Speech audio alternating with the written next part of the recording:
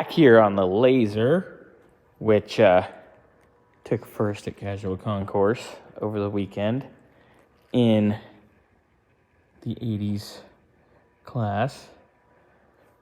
Victory.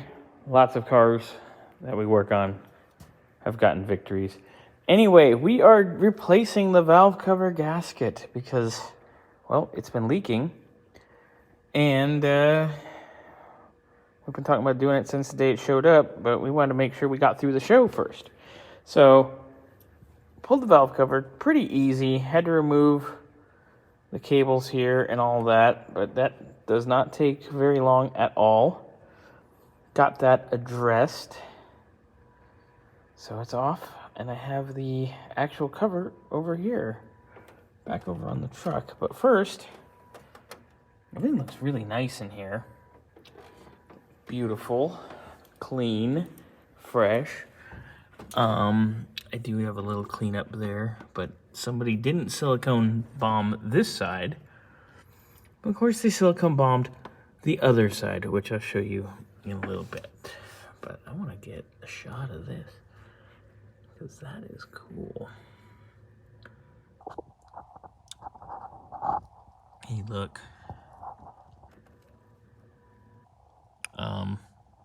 I'm showing the internet Scott's bump stick.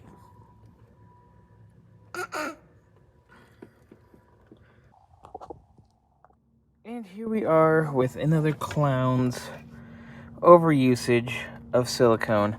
Yet again, this constantly annoys me.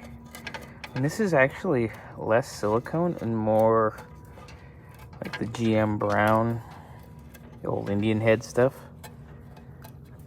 But it's still not fucking right, people.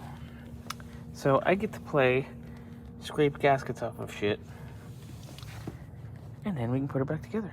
Got it all clean, all the old silicone gugh off of it.